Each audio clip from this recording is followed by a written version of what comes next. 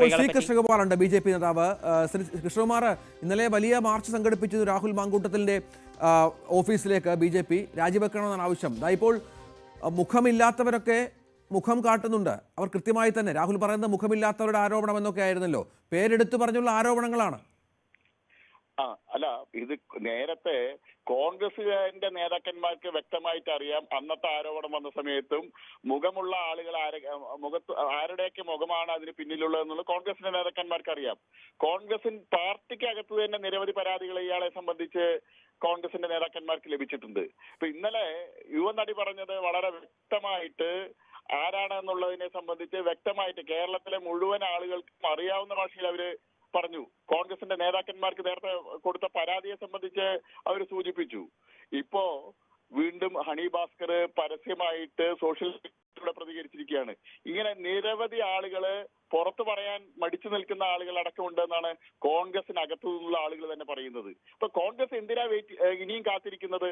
ഇത്രയേറെ പരാതികൾ കഴിഞ്ഞ 3 വർഷമായിട്ട് ലഭിച്ചിട്ട് വ്യക്തമായിട്ടുള്ള തെളിവ് ലഭിച്ച് ഇയാളെ സംരക്ഷിക്കണമെന്ന് ആർക്കാണ് കോൺഗ്രസിനകത്ത് ആഗ്രഹം?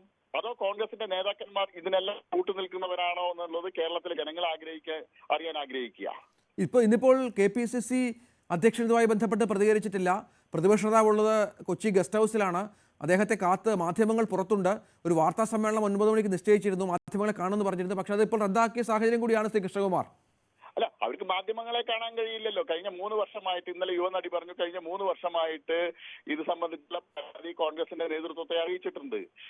ഹണി ഭാസ്കർ ഉൾപ്പെടെയുള്ള ആളുകൾ പറയുന്നു പരാതികള് ഷാഫി പറമ്പിലിനെയും മറ്റു കോൺഗ്രസിന്റെ നേതാക്കളെയും അറിയിച്ചിട്ടുണ്ട്.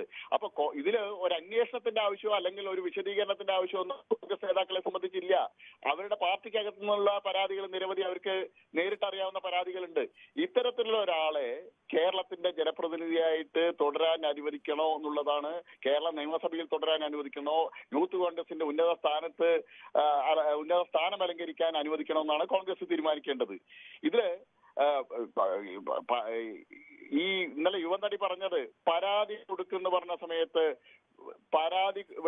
പരാതി ആർക്ക് വേണമെങ്കിലും കൊടുത്തോ ഒരു പ്രശ്നമെങ്കിൽ ഇത്തരത്തിലുള്ള ആളുകൾ ഇനിയും ഉന്നത സ്ഥാനങ്ങളിൽ എത്തിയാൽ കേരളത്തിലെ സ്ത്രീകൾക്ക് റോഡിലിറങ്ങി നടക്കാൻ പറ്റാത്ത സാഹചര്യമാണ് ഉണ്ടാവാൻ പോവുക. ശ്രീ കൃഷ്ണകുമാർ, താങ്കൾ പാലക്കാട്ടുകാരനാണല്ലോ.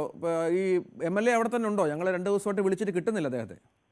ഞങ്ങൾക്ക് പാലക്കാട്ടുകാരെ സംബന്ധിച്ചോളം ഞങ്ങള് പോലീസിൽ പരാതി കൊടുക്കണം പറഞ്ഞു നിൽക്കുക. ഞങ്ങളുടെ ജനപ്രതിനിധിയെ കാണാനില്ല എന്നുള്ള പരാതി കൊടുക്കണം എന്ന് പറഞ്ഞിരിക്കുകയാണ്.